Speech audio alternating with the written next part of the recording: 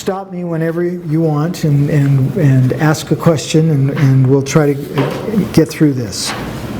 And then this is really, after the lesson here, chapter 4 on the verb, then we look at syntax, which is kind of putting it all together. And then we're going to look at, just different helps on how to navigate our way through, how to find the Greek word. Yeah. So, the verb. The verb is the action. It's where the action takes place. So, we've looked at the noun, the adjective, and pronoun. We've looked at what's called inflection of the stem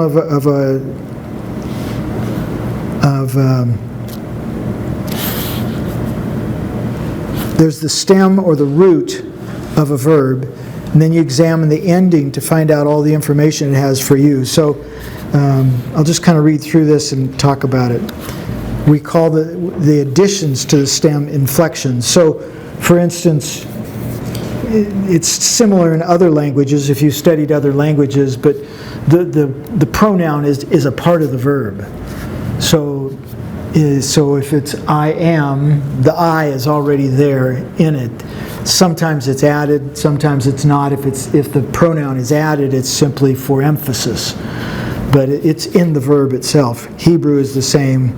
I'm not sure about other languages. All of them. Anyway, so these inflections ask and answer the following questions. Who's doing the action? How many are doing the action? Is the subject doing it, or is it being done to him? How does the speaker look at the kind of action? How does the speaker look at the fulfillment of it? And sometimes we add a sixth, when does it happen? Interestingly, in English, we think most of the action is all about when. Is it present? Is it past? Is it future? Is it present perfect? So some of those aspects are there, but it's not as important in Greek. So person is who's doing the action. So we say first person, second person, or third person. And that's the same in English. First person is I or we. Second person is you or you. And third person is he, she, it, or they. And number is either singular or plural. So how many are doing the action? That's number. It's got this in the bottom paragraph here. We have active and passive voice in English. So the subject is doing the action. If it's passive, the action is being done to the subject. I was being chased, so that would be a passive verb. In Greek, there's one more voice, and it's middle voice. And so we'll explain that when we get to it. Aspect is an expression that I'm not familiar with except for in this book. But he's focusing on what we called, when I was learning, kind of action. And so the kind of action is what we'll look at. So we'll get to that. And then how does the speaker look at the fulfillment of it is what we call mood. And then finally, the sixth, when does it happen? That's time. And there are some indicators for time. So let's start the next page and look at it. So what is its person? So in the example here, he has, I hear the voice, akuo tain phonane, I hear. And the I is so if you see how he breaks it down, the root or the stem is aku, and then the omega is actually where the pronoun resides. So that's your key to that this is first person. The same thing in the next one, you hear the voice, the root is the same, aku, and then the epsilon iota sigma tells you that it's second person. And then with the next one, aku, and then the epsilon iota tells you that it's he. And so that's first, second, and third person. Okay? The subject is in the inflection. It's not added to it. If it was Jesus said, then of course it would be, his name would be added to that. But the verb would have, if it was... Would that be the same thing if you were talking about any person? Yes. Said? Yeah. So, okay. Yeah. But If it's he said, the he is built into the... Yeah, it's built into it, yeah.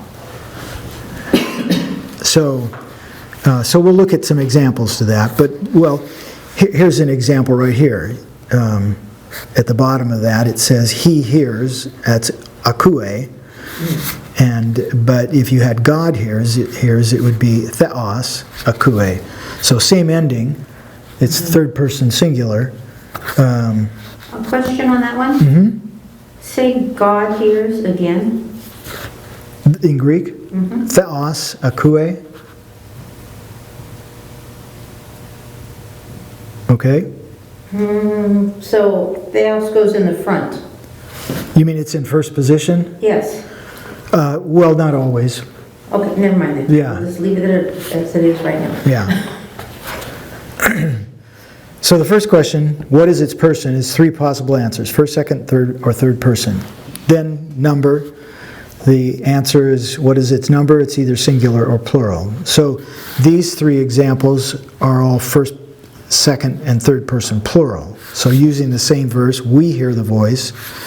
The amen ending is we. Akuata, the ete, he calls it y'all, because we don't have it any different in English. You is singular and you is plural. It's different in most other languages between you singular and you plural. It's kind of clever calling it. Yeah, y'all. Yeah. You, y'all. So. Yeah. Well, it's a good way to distinguish it. And then the usi ending is the third person plural, they. So these are the regular verb endings in present tense. And so you could, it's like, what would it be? And what's a regular verb ending in run? I run, you run, he, she, it runs. So the regular ending would be an S in the third person singular. We run, you run, they run. Not a whole lot of difference in English for a regular verb. For an irregular verb like to be, I am, you are, he, she, it is, that's a really irregular verb in English, and I am in Greek is also an irregular verb. So that's person and number. Okay, that's pretty simple. Mm-hmm. And then what is its voice is the third question. These inflectional endings also tell you whether you are doing the action or whether it is being done to you. So he goes back to the graph here, and this verb, poieo, is the lexical form for it.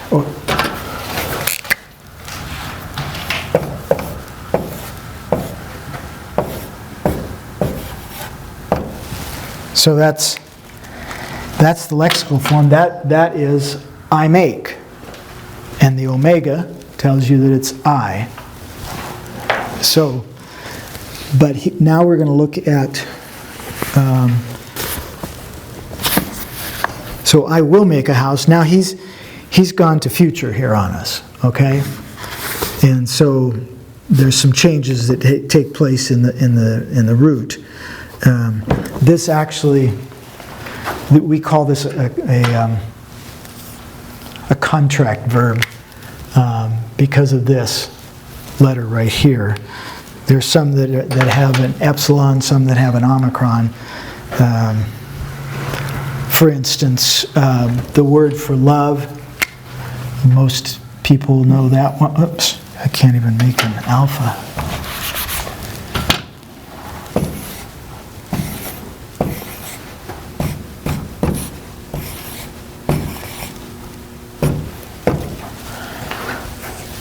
So that's agapao.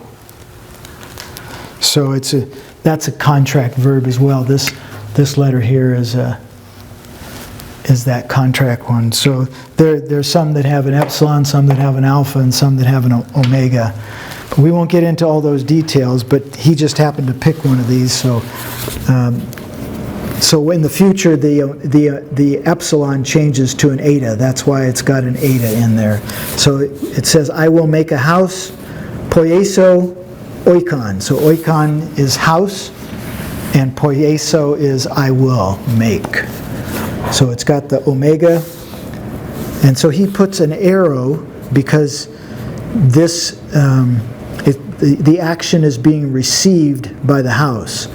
The subject is doing the action. This is an active verb. Okay? Now, you can make this verb passive as well, and he uses the statement, I will be made by God. Okay? So this is still future, but now it's passive. The action is coming back to the subject. So he just put an arrow there to indicate the direction of the action. Okay?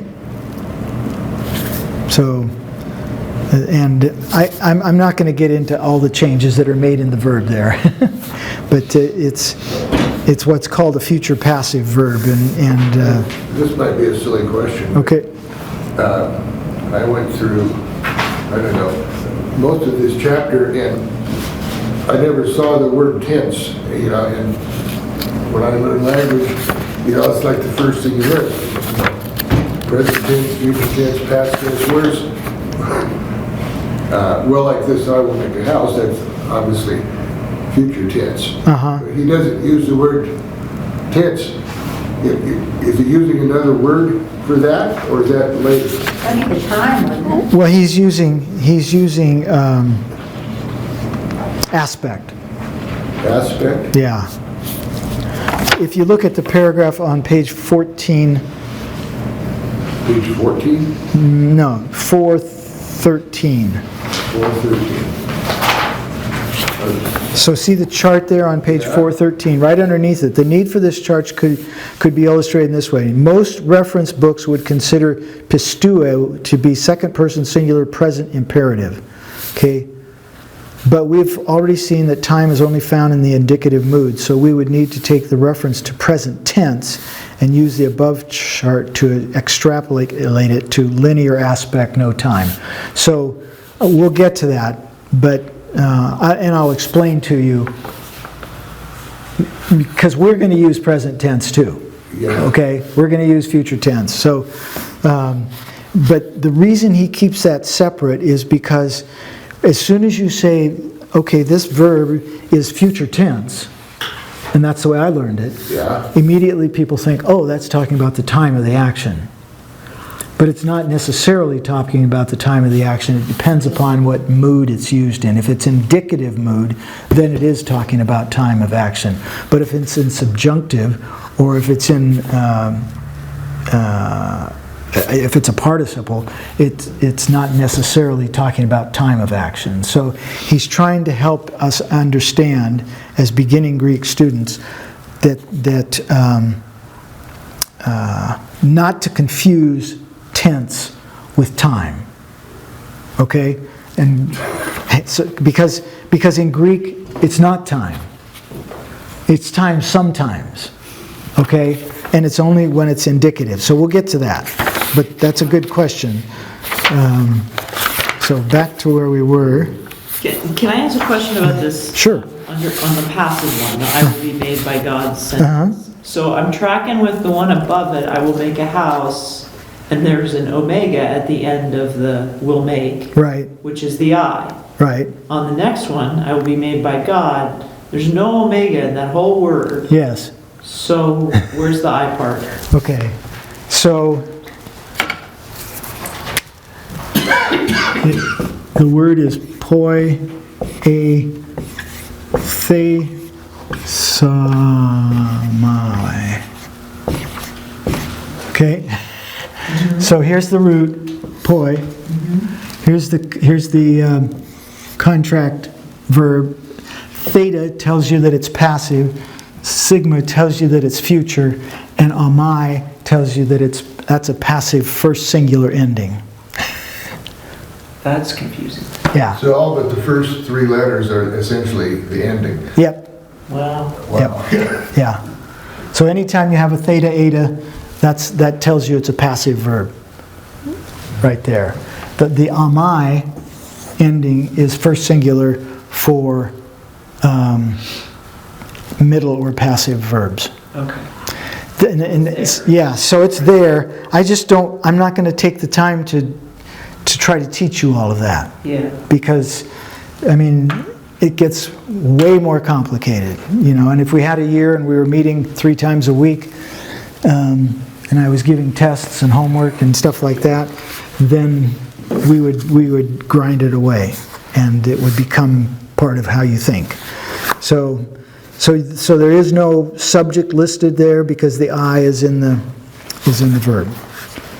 And then here's the one that's a little different, and that's middle. The Greek has it, look just to the left of where it says middle in the margin.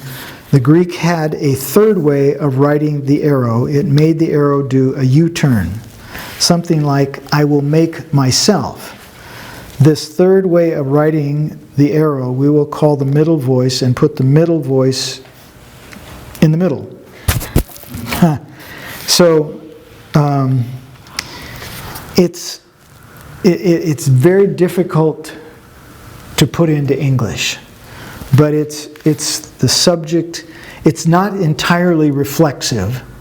We know what a reflexive pronoun is. He did it himself. That's a reflexive pronoun that we use in English, also in Greek. But it's a little more than that, because they could use an active verb with a reflexive pronoun and get the same thing. But let me see how he describes it here.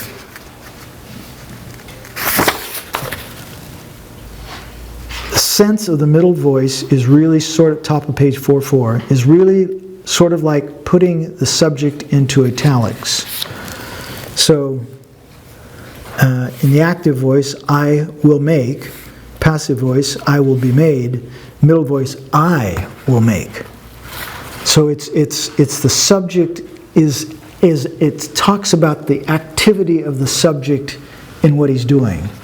And sometimes it's the subject is receiving the action himself. He's doing it. It's not somebody else doing it to him. He's doing it himself. So it's a difficult one to explain. It might mean that the subject is more implicated in the result of the action than he would be if a simple active voice was used.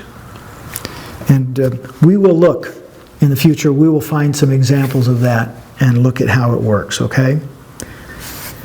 Look at it differently. The middle voice is used when the subject of the verb logically should also occupy the indirect object slot. I open the gate for myself. Or I promote myself. So the subject is involved in receiving the action himself. And I know that's not entirely satisfactory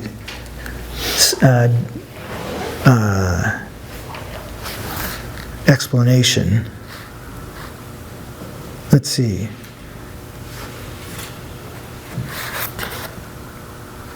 One more thing here. It says deponents.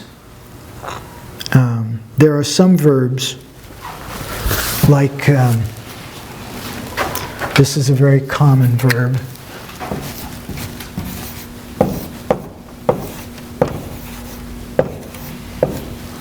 Erkamai means I come, okay? And it has the amai ending, and that's what we call the lexical form. Normally, when you look up a verb in the lexicon, it's going to have an omega at the end of it, because that's the lexical form. That's the one that we look up in the dictionary. But if it's a deponent verb, that means it doesn't have an active form. It has a middle or passive form, but it's not translated as middle or passive. So we call it deponent. So it's a deponent verb, so you won't find an omega, it just comes this way. So again, that's getting into some of the high road stuff. But just so you know... No, we hit the hard stuff earlier than this. No, I said the high road. Oh. He distinguishes between the low road and the high road. So, so he gives two examples here, pisteuo, which means I believe, active voice ending, and then erchomai, middle voice ending, is a deponent verb. So it's going to be active in meaning, but it's going to be middle in, or passive in form. Okay? So just circle that deponent, and then you'll say, we'll talk about it again, and say, remember we talked about deponent back on page 4.4. So now, there's nothing in English that will help you now. Aspect is new. The Greek speaker regarded an action in two fundamentally different ways. He either wanted you to notice how long the action was taking, or he didn't want you to pay attention to its duration. Most of the time, the duration wasn't all that important, so usually the timeless aspect suffix was attached to the stem of the verb. Now what you learned, Bob, we call that aorist. Yeah, Okay? right. We'll get to aorist, okay? So, have you ever heard the word aorist? Yeah, A-O-R-I-S-T. We'll get to that before the end of the chapter here. But he's trying to, again, help us understand that kind of action. So, basically, there are three kinds of action. There's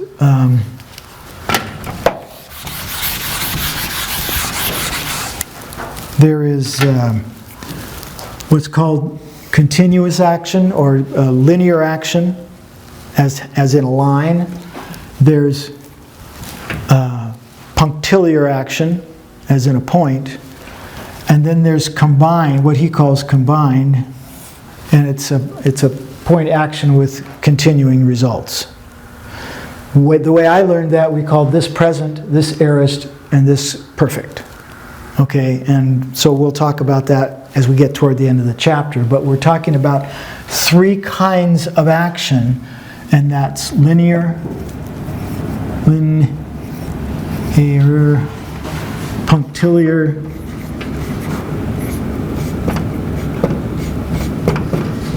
which means point, and he calls it combined.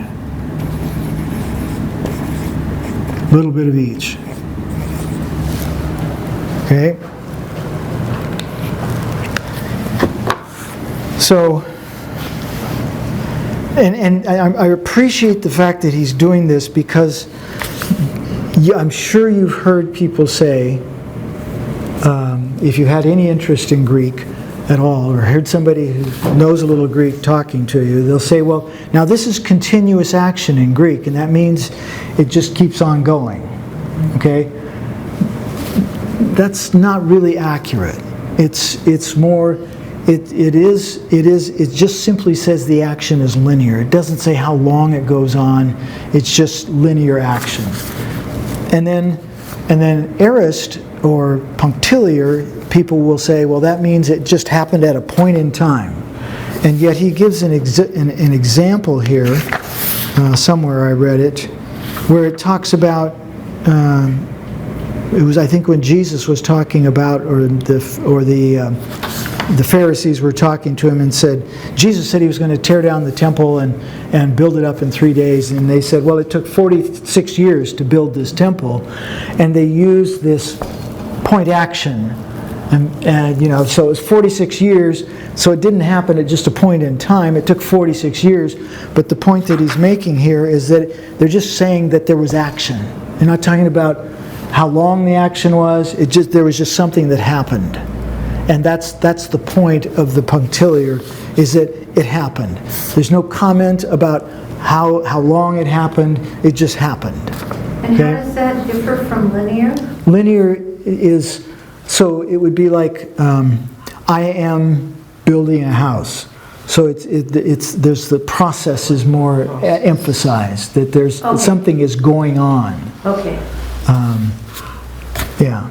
I'm going to sleep, or you could have that linear action in past time. I was building the house, and we'd call that imperfect tense. So we'll get to that, because I want you to learn those words, because every book you're going to use is not going to use all this same stuff, and he'll bring us to those at the end of this chapter. So So those are the three kinds of action, and we'll give better names to them as we move along. So, for instance, Jesus rose from the grave might be in this combined, so that it's like, yes, it occurred, but there's a continuing action that goes on. So that might be a place where you'd find that kind of verb, mood used. Okay?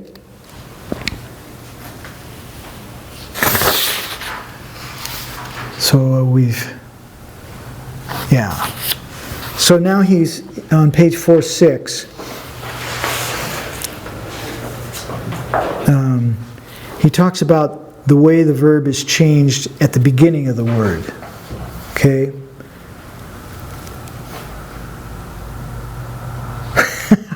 I just back up just a little bit to the top, under the just below the first paragraph here. It's kind of a humorous example he has here. Punctiliar, I ate the green apple. Simply, just a simple event. Page 4.6. Linear, I was eating the green apple. And then the combined, I ate the green apple, and boy, do I need an Alka-Seltzer. So there's continuing results because I ate that green apple. So, so now here's how the Greek word changes a little bit. So the word that he's using here is graphe, which means to write. And so if we're going to make that punctiliar, you add an epsilon to the front of it, okay? And we call that an augment, okay? So you add an epsilon to the front, and so it was written. It doesn't say when it was written, how long it took to write it, it was written. And we usually translate that in past time in English. And by the way, the augment does tell you that it's past time when it's in the indicative, and we'll get to that. That's its mood. And then linear, it was being written, and it has the augment as well because it's talking about linear action in past time. And we call that an imperfect verb. And then the last one, combination of both, it is written, and so the focus is on it was written and it continues to be written. And this it reduplicates the beginning of the word. So instead of graptai, it's gegraptai. So we call that reduplication. So it takes the first letter and makes it sound like you're stuttering at the beginning of it. Gegraptai. So if it was a different verb that started with a different word, letter other than the gamma, it would be that other letter in front of it. Yep.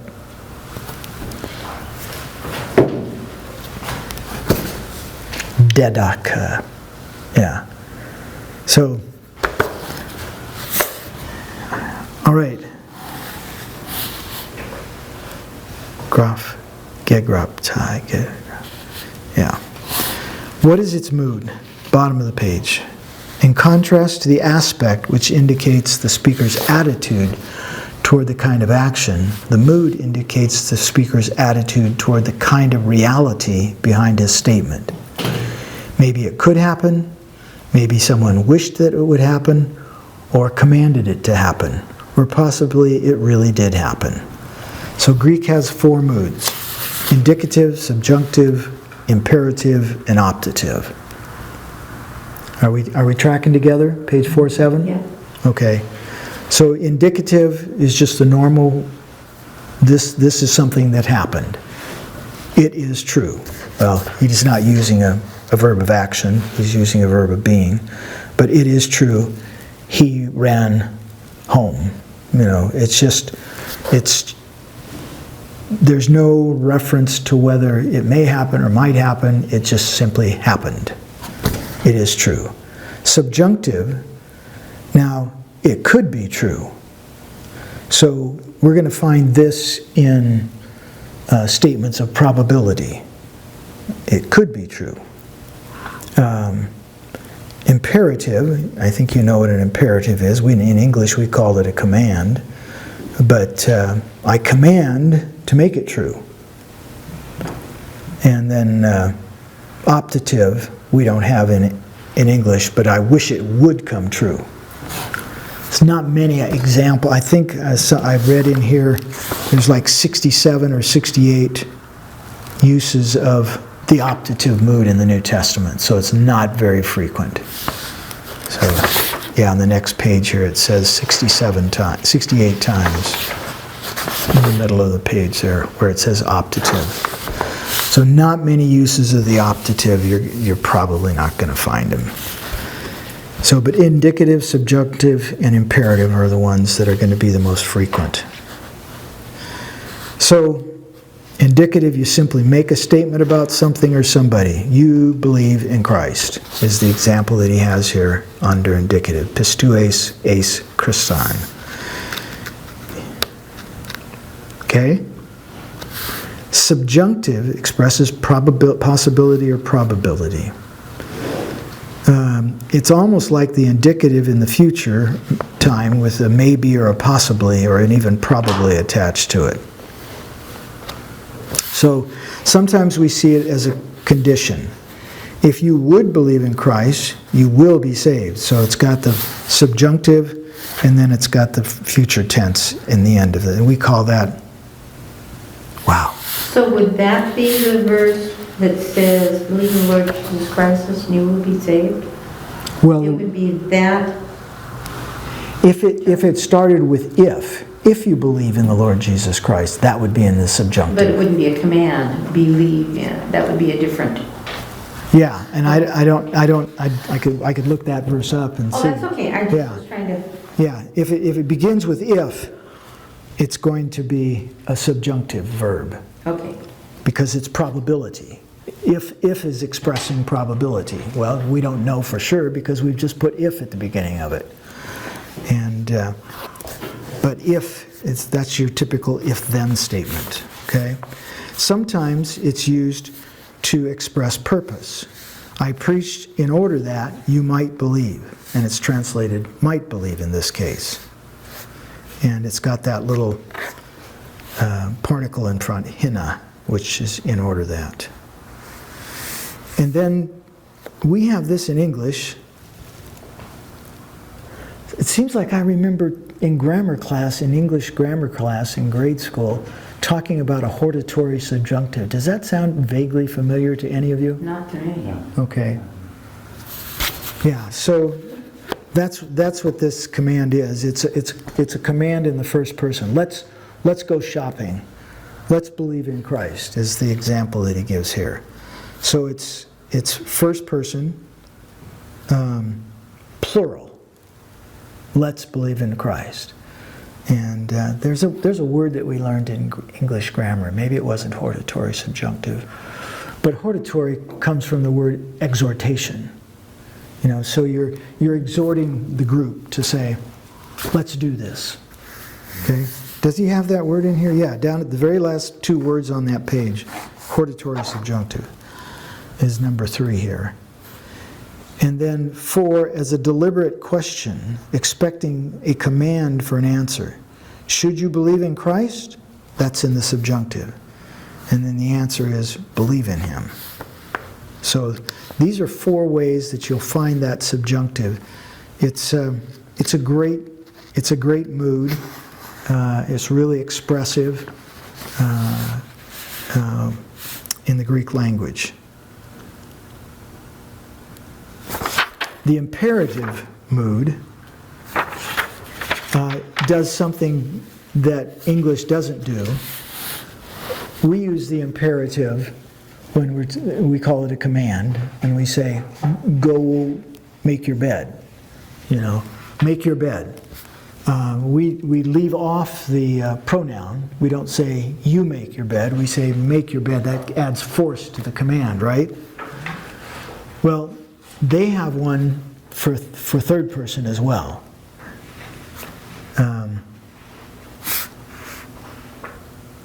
Where did I see it here? So, yeah. So we'll see a third person command in first and singular and plural. He doesn't give an example. They should believe.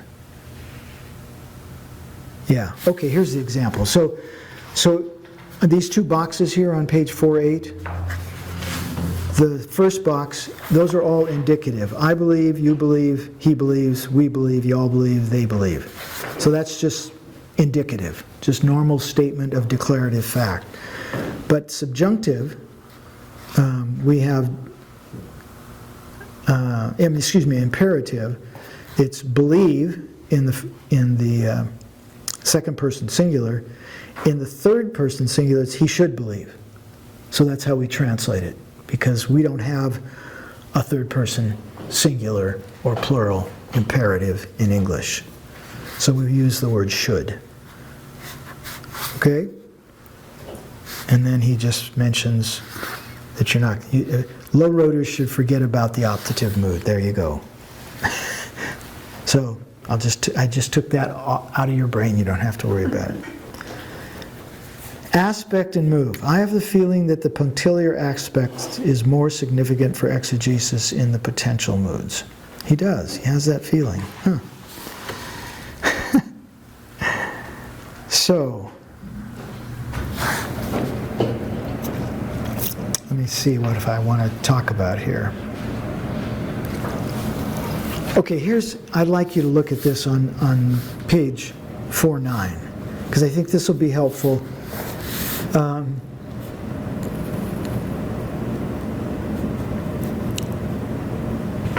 So when you're using the imperative and you have a punctiliar or a linear, if it's linear, it's something to be repeated. If it's punctiliar, it's something to be done once. Okay? So here's your example. An added implication is sometimes seen in the imperative. So punctiliar, the person is being addressed is not doing it. So get reconciled.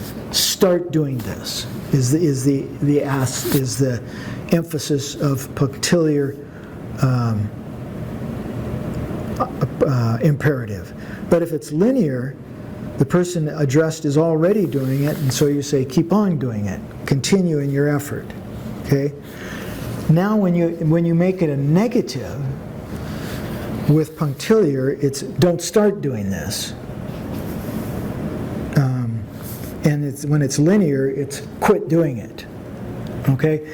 You should mark these, because just put a note in the margin or something, and so especially the one for prohibitions, because there are often you'll find imperative prohibitions when you're studying in the scripture, and so you want to remember, well, now is he telling them to stop doing it, or is he telling them don't start doing it? Because there's a difference in the commands that are made, the imperatives. And then he mentions, what is its time? That was the fifth or sixth question. So he's got a little graph on page 410. Some pictures of some very old cameras. So he says, imagine you're drawing this out, and then he draws it for you. But you've got action is going to the right, and you're right here in the present, and there's the past, and there's the future. So remember, aspect is kind of action, punctiliar, linear, or combined. But you can have aspect in each of the three times, past, present, and future. So look at this graph here toward the bottom third of the page there. Past, present, future. So in the past, you can have punctiliar, and in the future you can have punctiliar, but in the present you cannot. Okay? There's no... Wait a minute. What? Are you looking at combining aspect and time? Yes. Okay. Yep. Combining aspect and time. So we're getting to this now, Bob. So there's no such thing as punctiliar action in the present time. It's either something that happened in the past or will happen in the future. The linear can be used in all three times. It can be used in the past, the present, or the future, and the combined can be used in the past, the present, or the future. Notice that one aspect is missing in the present time, and be sure to remember that this combination of time and aspect happens only in the indicative mood, because that's the only place you'll find time. So you won't find it, for instance, when we were looking at imperative, and we have something that's punctiliar, and it's a prohibition, it says, don't start doing this. It doesn't say anything about time. It's just talking about the kind of action that you're supposed to do. And that's why he's emphasizing this. If I was teaching normal Greek grammar, we would call that, well, I'll show you. Go to page 413. So we see this combining aspect and time on 410. Now look at that same chart, only now we're going to add some names to them. Okay? So in the past, punctiliar is called aorist. In the future, punctiliar is called future. In the past, linear is called imperfect. In the present, linear is called present. And in the future, linear is called periphrastic, perfect, future. And then combined, in the past is called pluperfect, in the present it's called perfect, and in the future it's called future perfect. So this is the way I learned it, there are 7 tenses in the Greek language. And because we call them tenses, we typically think in English, oh, we're talking about time of action. But we're only talking about time of action if it's in the indicative mood. Okay? So he does all of that work and calls them aspect and everything. Then he brings you back and tells you what they're traditionally called. And his hope is that you're going to see the difference between tense and time. Because in English, tense and time are the same thing. But in Greek, they're different. And so he wants to kind of hammer that home to us. And so that's why he's doing it that way. A couple of things we skipped over here. Just in building the inflection of the verbs on page 412. So, middle of the page, it says prefixes. You put an epsilon on the front, that equals past time. Always, because an augment is only used in the indicative. Okay? So anytime you see an E added to the front of a verb, that's going to tell you past time, punctiliar action. Well, not necessarily punctiliar. Could be linear as well, yeah. And then if the first consonant is reduplicated, so you have pistuo is to believe, pepistuka means that's an indicator of what we call perfect tense. And the kappa and alpha is also an indicator of that. But anyway, I don't know that it's going to be real valuable for you to learn all of these. You can see where they are here. And just like you, Lisa, you looked and you says, hey, wait a minute, that doesn't have an omega at the end. It's got a mu alpha iota. Well, there's a reason, because it's I, but it's a deponent, middle, or passive voice. So, and that's just a whole lot of innings for you guys to learn, and you don't need to. You can do that if you want. There's where it is. All right. So I'm going to have to run. So when do you want to do for next week? Workbook, the pages for, Oh, yes, workbook. for chapter 4? Yeah. Let's do the workbook for chapter 4. I haven't even previewed it. I mean, I've done it years ago. Workbook for chapter 4. Okay, there's some little cartoons there. That's fun. Yeah, why don't you just work through that? And I sent you an email with some links already. I've sent all of you an email with some links. And that's what we're going to use the rest of our time to go through. Okay? Drive safely. Hug your wife.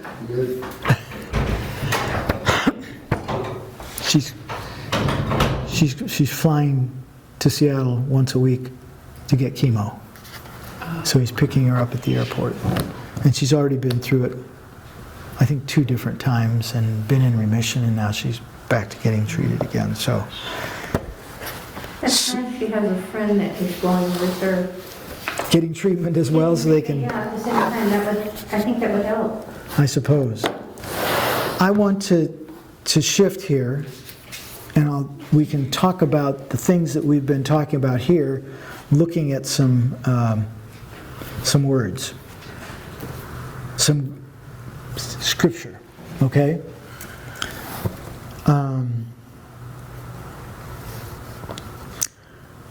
So I found, over the last few weeks, I found some, this is not what I want. This is my sermon from last Sunday. Greek. There it is. So,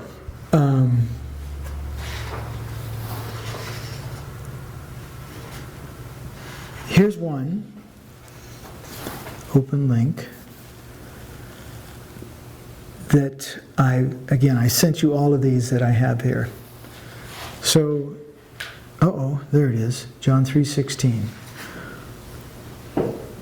So, I thought this would be really helpful, but it's not an interlinear. So, but if you just touch a word, oh dear, it's not going to show what I wanted to show you. Yeah, there it is.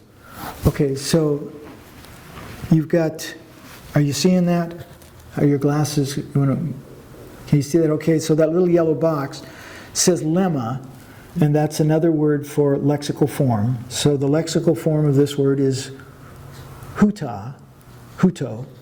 It's an adverb, and it tells you how many times it occurs, and it translates for you, thus. Okay? Which is kind of interesting. This is one of my things I like to point out. I've heard so many times, everybody knows John 3:16, for God so loved the world that he gave his only begotten son, right? And we've already talked about that begotten is probably not the best translation. He gave his unique, One and only son. his one and only son is a better translation. But hutos is translated so. And there's 2 kinds of words that can be translated so. So talking about manner, and so talking about extent. Okay? So this is a word that should be translated so, manner, not extent.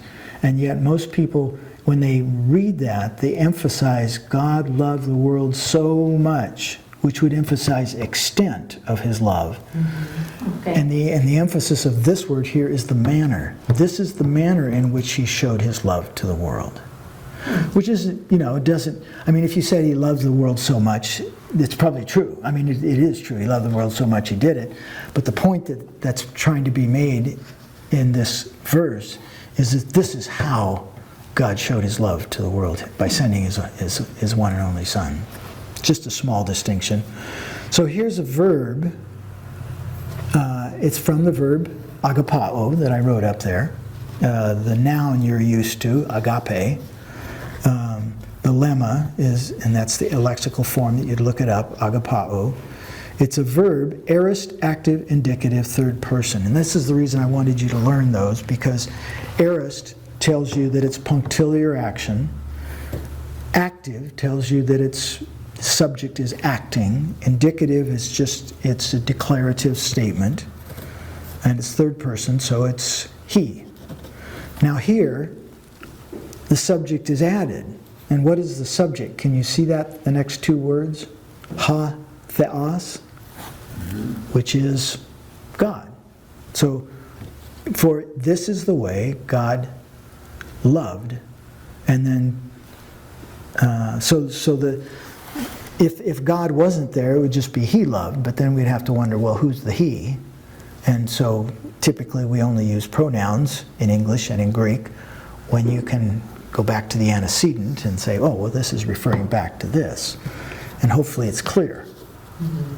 So God thus loved the world, and the world is ton kosmon, from the word cosmos, where we get the word cosmetic, or cosmos. Noun, masculine, accusative, singular. So anyway, this tells you, I'm just looking I wanted to look particularly at the verbs. So here's a verb here, and it's from the verb didomi. And so one of the things he mentions in here that I just skipped over is that there are active verbs, lexical endings that end with mu iota. So they end with, and that's first person singular. So didomi is to give, and so first person singular ends with that ending me. So that's another form of a regular verb, didomi. But this is a verb, and it's aorist active indicative, just like the verb agapao was, the verb for love, was aorist active indicative, third person. So same subject. For God loved the world in this way, that he gave. So see, the verb is way at the end of this phrase. Oops. So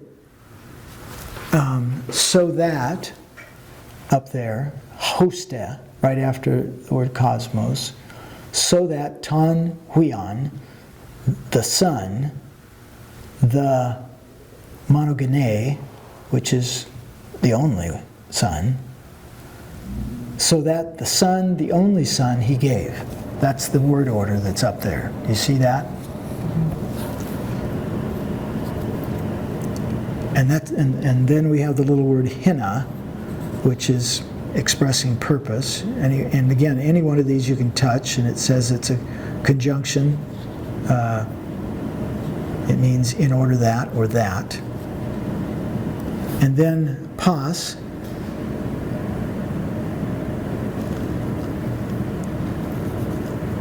trying to think of there's in English we talk about pantheism.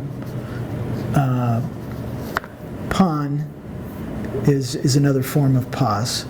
It's just a neuter form of pas. So that's the word all. All. And then we have a participle. It's a verb, present active participle, nominative masculine singular. So all the ones believing. So this participle, we talked about that a few weeks back, is a verb that's used substantively here. It's used as the subject, so that the ones believing, all the ones believing, and then we have in him, that's autos, and the preposition ace, into him, can be translated into or in. And then we have not, and then we have perish. And aorist middle subjunctive. Oh, so now we've got might not perish. So there's a subjunctive. Oops, it went away. Sorry. Is that why you were looking at me like? There's nothing to look out of there anymore. You're coming back. Coming back. So apolletai is from apollomy, And this is a subjunctive, so we just talked about subjunctive, so that he died, he gave his son, in order that all those believing in him might not perish. So there's probability. It expresses some probabilities there. So this is saying he did this so that they might not perish. Not so that they will not perish, but so they might not perish. They need to do something. They need to believe that they might not perish, but have, and this is a present active subjunctive verb, but might have life eternal. Zoe and Ionions, life eternal. So there's John 3:16 in Greek. Let me give you another. You might like this one better. This might be your new best friend for studying the New Testament.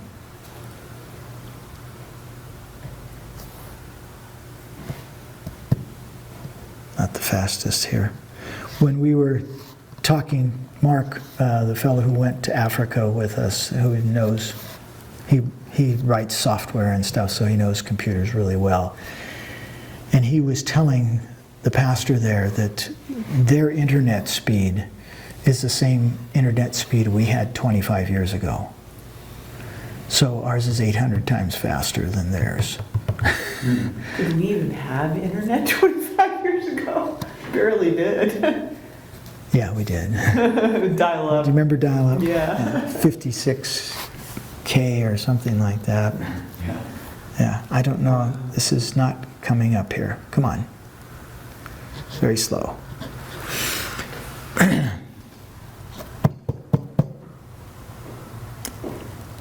So, Is there in the email that you sent us today? yeah, I just sent it. Okay. So, just before I left.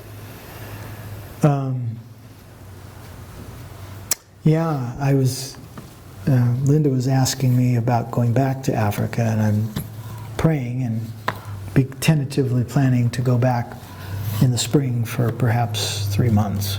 Oh, wow. Now, were you there for the rainy season? I saw the pictures.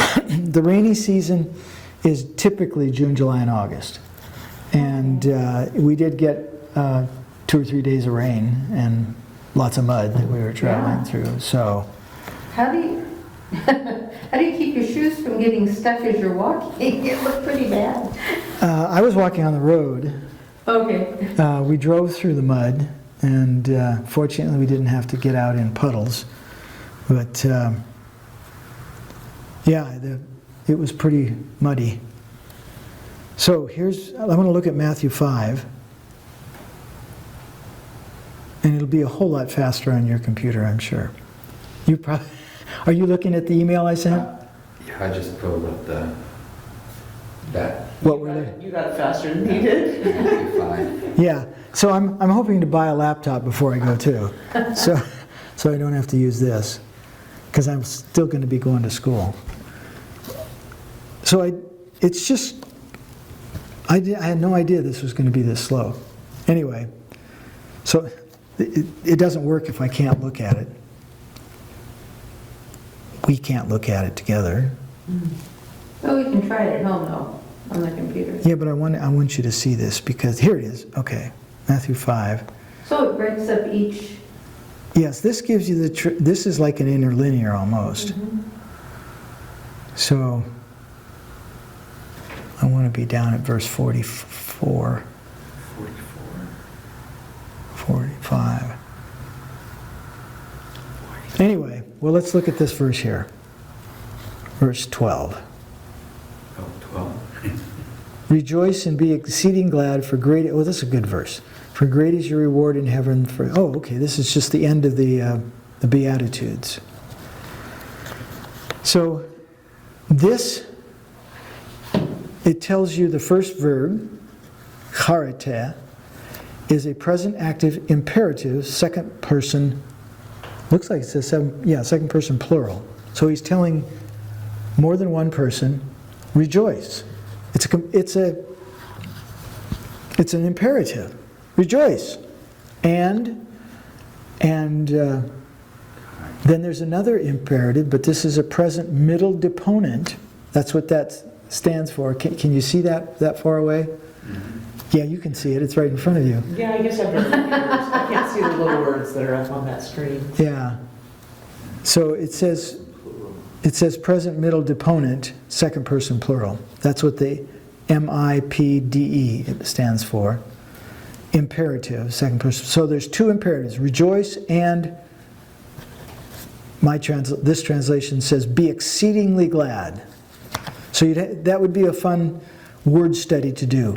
Because when God tells you commands you to do two kinds of rejoicing, and one word isn't enough, he puts two of them together. And this is even more interesting because he's telling them, if you've been persecuted, rejoice and be exceedingly glad because,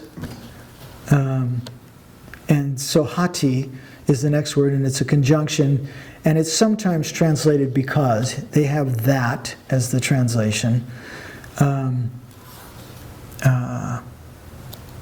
The misthos, that means hate. Oh, by the way, it says, see note, this may be one reason why you might get frustrated using this. So the note at the bottom of the page, I can't get there right now, but it says, we're 93% finished with this. Okay, so there's still some improvement. So they're still finishing this. I mean, I can't complain. It's free, right? Online. So, because when this is finished, it's going to be a great asset. So, rejoice and be exceedingly glad for great. Oh, misthos. That's reward. For the reward of you, great in the heavens, for thus, and by the way, see where it says thus for on the second line there? The order is thus for. That's a Greek thing. The conjunction takes second position. So you flip those when you're doing it in English. Okay? For thus, edios. That must be persecuted. Yeah. Ediatsen. So thus they persecuted the prophets, the ones before you. So that's how you would read it literally in Greek. The prophets, the ones before you. That's just the way they do their adjectives. They'll add an extra article in there that we won't translate in English. So rejoice and be exceedingly glad because your reward is great in the heavens. Because your reward is great for, explanatory phrase, they persecuted in the same way they persecuted the prophets before you. I wanted to, if I can't get to the bottom, rats. I wanted to show you something comparing these two. This particular one here uses the Textus Receptus. Did we talk about the Textus Receptus? Did we talk about that? No. Okay. So in 1500, approximately, for 1,000 years up until that time, the New Testament that was used was the Latin. I can't even think of the name of it. Anybody know? Okay. The Vulgate, that's what it was called, the Vulgate.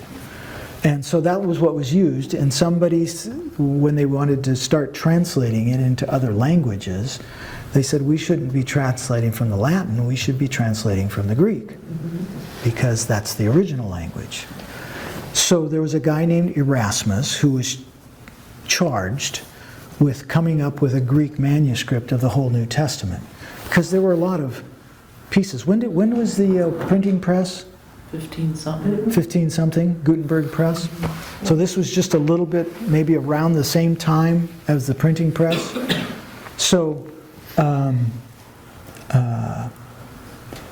so this guy Erasmus, he had 4 manuscripts that he used to make up a Greek manuscript, what is typically called the Textus Receptus, which means the received text, which kind of puts an air of sanctity over it, that this is the one that we received, like from God. Okay? Right now, there are in existence about 8,500 manuscripts, handwritten manuscripts of all or parts of the New Testament that are Greek? in existence, yeah. Okay. So, and after Erasmus did this, there was a whole lot more discovery that went on, and older manuscripts were found. So the King James translation was based on the Textus Receptus, because it was translated in 1611. Erasmus did his work in about 1550, I think. So it wasn't much after that it was translated into English, the King James translation. So there was a couple of guys named Westcott and Hort, another guy named Tischendorf, a Russian guy, who just did a lot of groundbreaking work discovering and identifying and dating older manuscripts. And so there's a whole science called textual criticism that their job of those people who give their life to that is to discover what was as close as we can get to the original, because I think we have no original copies of any of the writings of the New Testament, and I think that's probably by design of God, because we'd probably worship them. I mean, there's people who worship pieces of the cross, and there's probably enough pieces of the cross to make up a forest. But anyway,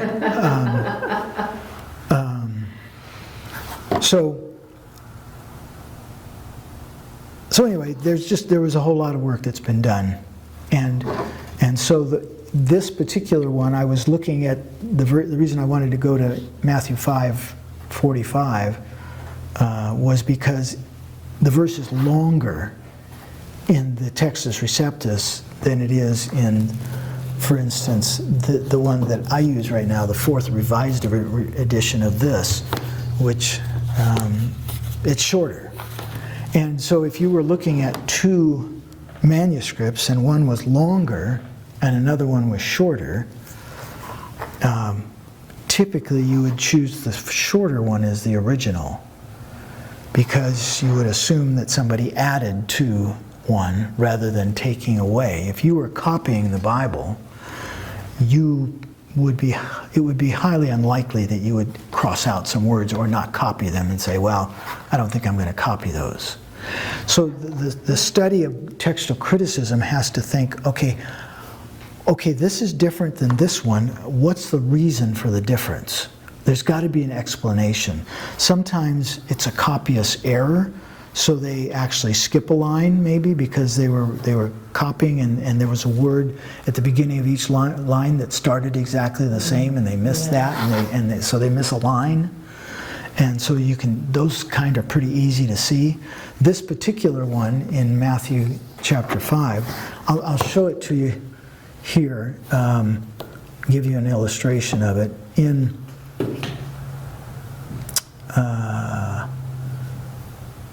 So this is the computer Bible I use, Matthew 5:44 or 5 it was. Yeah, 44. So this is the NKJV translation, which uses the Textus Receptus still. But I say to you, love your enemies, bless those who curse you, do good to those who hate you, and pray for those who spitefully use you and persecute you. Okay? But if we go to the New American Standard, same verse, but I say to you, love your enemies and pray for those who persecute you. So a whole lot more words in the Textus Receptus than there is in this one here that's called the United Bible Society's text. And most of the modern translations are based on this text. NIV, NASB, ESV, you know, the ones that people are using now are based on this Greek text.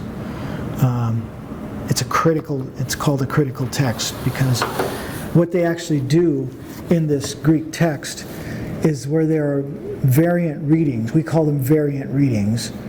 They'll list here underneath what some of the variant readings are and which important manuscripts use them. And all the manuscripts have names or translations or stuff like that. And then this little book here explains, this is a commentary on the critical apparatus in this. I'm telling you, people give their whole life to this stuff. Just so that we can be confident that what we have is as close to the original as possible. So why is there this longer reading in the Textus Receptus than there is in the other? And he says later witnesses enrich the text by incorporating clauses from the parallel account in Luke 6, 27 and 28. So those words that were in the first one I read to you are all in the Sermon on the Mount from Luke chapter 6, verses 27 and 28. If the clauses were originally present in Matthew's account of the Sermon on the Mount, their omission in early representatives of the Alexandrian and pre-Caesarean Western Irenaeus, Eastern Egyptian witnesses would be entirely unaccountable. We couldn't give any reason for why they would be missing in ones that were earlier. There's no reason to be able to explain that. So he says, the divergent, yeah. So anyway, am I making sense to you? Mm-hmm. Okay. Yeah. So that's something that I think is valuable for you to know, that there are variant readings. There are in the Old Testament as well. I was just doing some study on Deuteronomy chapter 32 and some of the variant readings. And so we have, in the Old Testament, we have what's called the Masoretic text that dates from about the 10th century AD. It's the oldest text in Hebrew that exists. Is from the 10th century AD. Does that surprise you? That's a long way, Yeah. after it was written. Yeah. It's like 2,500 years after Moses, right? And it's like 800 years after copies of the New Testament, manuscripts of the New Testament we have, because we have manuscripts of the New Testament, at least pieces of it, that go back to the 2nd century. But is that because they were destroyed? Perhaps, I don't know. I mean, Jerusalem was destroyed in 70 AD, and I imagine much of that was destroyed. But there was these guys called the Masoretes that hung on to it, and they're the ones who added all the vowels to the Hebrew text. But then, of course, in 1948, the Dead Sea Scrolls were discovered, and most of the books of the Old Testament were there, and most of them were the same that the Masoretic text was. But there's some differences. And then we have another variant reading, and that's, I'll show you this. I also sent this to you. This is an interlinear of the Old Testament. Nope. This is just a plain interlinear, I think. Yeah, this is this is going to be difficult for you because here I can make it bigger. So this is from, I don't know, Matthew 1:1. Yeah. Anyway, unfortunately, these Greek letters are all caps, which is going to make it, I mean, you know, I can read that because I've been doing it long enough, but it's still difficult. Why would they even do that if you only capitalize? I have no idea. That's so weird. And so it could be helpful. This particular Scripture for All website also has the Hebrew interlinear, which has been... What were the numbers on those? The numbers? Fourth line, third line? I think that those are... Those should be Strong's numbers. Strong's numbers, yeah. That's what they look like. Yeah. Okay. And they have a G because they're Greek. So, but I'll show you, here's another one that I sent to you. And this is an you know what LXX is? What that stands for? Yeah. Stands for the Septuagint, because legend has it that it was translated by 70 guys. And that's, LXX is 70 in Roman numerals.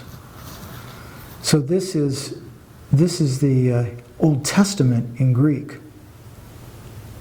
And it's an interlinear, which I can make bigger. Whoops, just went away. Anyway. And so I was doing some study, and so this is helpful in studying the Old Testament because this was translated in 200 BC, which gives us a pretty old witness to what it was, their understanding of the Old Testament was in 200 BC, which is about the same age as the Dead Sea Scrolls. So there's two witnesses, two readings that we can look at, and in Deuteronomy 32, the one I was studying, had a difference between the Masoretic text and these two, the Dead Sea Scrolls and the Greek. And so, you know, people that are weighing those and saying, well, which one should we give the most weight to, would give the most weight to the two that are the oldest rather than the one that's newer. So, anyway, so that's... Again, I don't know if that's going to be any help for you, but I sent that along. And there's one other one I sent you, and that is, this is a great book that I used to have, but got lost with all my library. Oh, that's sad. Yeah, but this is kind of nice because you can search for it a whole lot easier than you can in a paper book. But this is Vine's Expository Dictionary of New Testament Words. And unfortunately, it's organized by English words. So, so for instance, if you take the word, let's just take above, and so it tells you there's a ano, that's a preposition, and then there's some other words. So it's kind of a word family of English words and what Greek words come from it. So it can be helpful in doing a deeper study on a Greek word when you got it. So you could probably, I suspect, may be able to search Greek words in here, maybe, but they're transliterations of them. So anyway, those are some helps that I found online. If you find anything else that you want to share with us, that would be great, because all the help we can get. The only thing I've used extensively is the like Bible Gateway, and especially Blue Letter Bible has. I was like the Blue Letter Bible. Also, the reason I already said to take this class for me was just so I could pronounce those doggone Greek things. Oh yeah, I've never used the Blue Letter. When they're into Greek characters, and the Blue Letter Bible will pronounce it for you. There's a little Audio? pronunciation little guide. audio clip that Oh, when you come that's bring up the nice. word, you can just touch the little audio thing and it reads the word. Oh, That's cool! That's how you very say nice. that. So do you know BibleHub.com? Use that occasionally.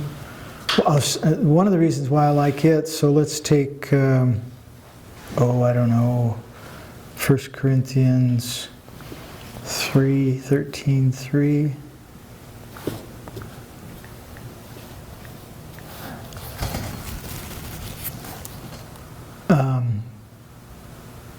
If you go to commentary, the COM in the black there, right, that I just touched, there's some great commentaries that go into the Greek over here on the right-hand side. You can see it's got Greek letters, Greek words. What does this verse say? Well, and also another thing that's nice is that you can look at a bunch of different translations all at the same time. Like Bible Gateway, I don't think you can do that. So anyway, I like Bible Hub. It's got some good commentaries in it. But I'll check out Blue Letter Bible. I think I remember seeing that once before. Have you found something, Dave or Linda, that you like? No. Yeah. Well, like I said, because I lost my almost my entire library, I've found my library here, and that's been real helpful. And you know, if you can find Greek helps that help you. So all that we looked at today with regard to verbs, you know, if you can go to one of these two that we looked at, one of these first two that I have parsing and translating every word, I think that those would be real helpful to look at those.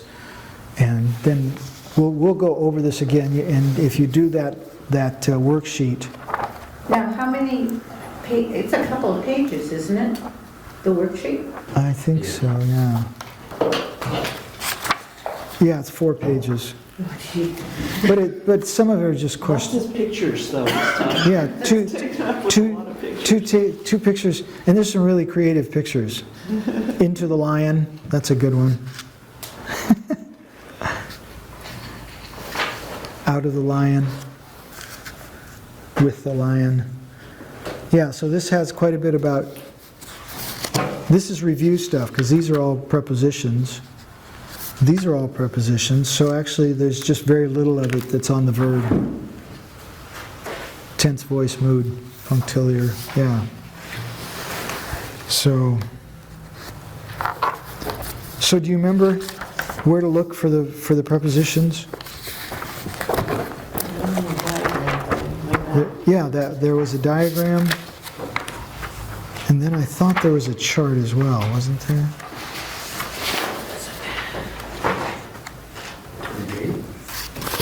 Yeah, on page 3.8, yeah, there's a chart. Page what? 3.8 Okay. has a lot of prepositions there. The chart, the diagram was 2.5. So probably on those 2 pages you're going to find what you need. 2.5 and 3.8.